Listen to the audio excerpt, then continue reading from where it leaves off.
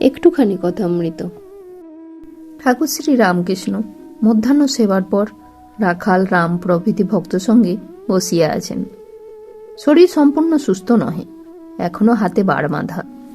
নিজের অসুখ, কিন্তু ঠাকুর আনন্দের হাট বসাইয়াছেন। দলে দলে ভক্ত আসিতেছেন।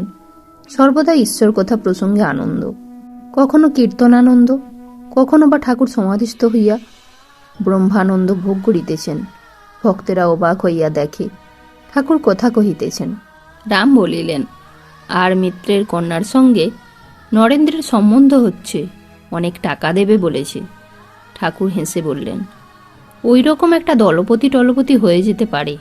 ও যেদিকে যাবে সেদিকেই একটা কিছু বড় হয়ে দাঁড়াবে। ঠাকুর নরেন্দ্রের কথা আর বেশি তুলিতে দিলেন না। রামের প্রতি বলিলেন, আচ্ছা, অসুখ হলে আমি এত অধৈর্য কেন হই বলো তো? একবার একে জিজ্ঞাসা করি কিসে ভালো হবে, একবার ওকে জিজ্ঞাসা করি। কি জানো, হয় সকলকেই বিশ্বাস করতে হয়, না হয় কারুকে না।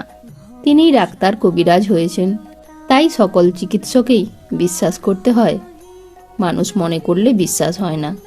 রাম বলিলেন, ঔষধে উপকার হয় না, তবে প্রকৃতিতে অনেকটা সাহায্য করে। ঠাকুর বলিলেন, ঔষধে উপকার না হলে আফিমে বাহ্যে বন্ধ হয় কেন? রাম কেশবের শরীরত্যাগের কথা বলিলেন।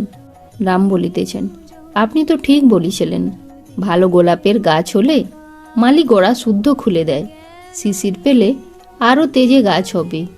সিদ্ধ বচন তো ফলেছে। ঠাকুর বললেন, কে জানে বাপু, অত হিসাব করি নাই, তোমরাই বলছো। রাম বললেন, ওরা আপনার বিষয় ছাপিয়ে দিয়েছিল। ঠাকুর বললেন, ছাপিয়ে দেওয়া এ কি? এখন ছাপানো কেন? আমি খাই দাই থাকি, আর কিছু জানি না। কেশব সেনকে আমি বললাম, কেন ছাপালে? তা বললে, তোমার কাছে লোক আসবে বলে। মানুষের শক্তি দ্বারা লোকশিক্ষা হয় না, ঈশ্বরের শক্তি না হলে অবিদ্যা জয় করা যায় না। দুইজনে কুস্তি লড়েছিল, হনুমান সিং আর একজন পাঞ্জাবি মুসলমান। মুসলমানটি খুব হৃষ্টপুষ্ট। কুস্তির দিনে আর আগের পরের দিনে মাংস ঘি খুব করে খেলে। সবাই ভাবলে এই জিতবে। হনুমান সিং গায়ে ময়লা কাপড়, কদিন ধরে কম কম খেলে আর মহাবীরের নাম জপতে লাগলে। যেদিন কুস্তি হলো সেদিন একেবারে উপবাস। সকলে ভাবলে এ নিশ্চয়ই হারবে, কিন্তু সেই জিতল। যে 15 দিন ধরে খেলে সেই হারল। ছাপাছাপি করলে কি হবে? যে লোক শিক্ষা দেবে তার শক্তি ঈশ্বরের কাছ থেকে আসবে, আর ত্যাগী না হলে লোক শিক্ষা হয় না। আমি মূর্খোত্তম। সকলে হেসে উঠলেন। একজন ভক্ত বললেন, তাহলে আপনার মুখ থেকে বেদ বেদান্ত তাছাড়া আরও কত কি বেরোয় কেন?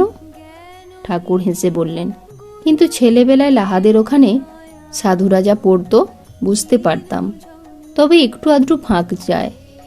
যেমন পণ্ডিত এসে যদি সংস্কৃতে কথা কয় তো বুঝতে পারি, কিন্তু নিজে সংস্কৃত কথা কইতে পারি না। তাকে লাভ করাই জীবনের উদ্দেশ্য।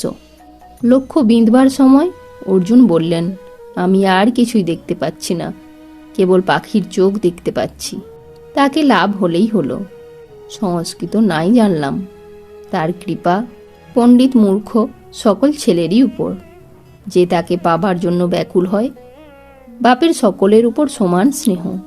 বাপের 5টি ছেলে, 2-1জন বাবা বলে ডাকতে পারে, আবার কেউ বা শুধু বা বলে ডাকে, কেউ বা পা বলে ডাকে, সবটাই উচ্চারণ করতে পারে না।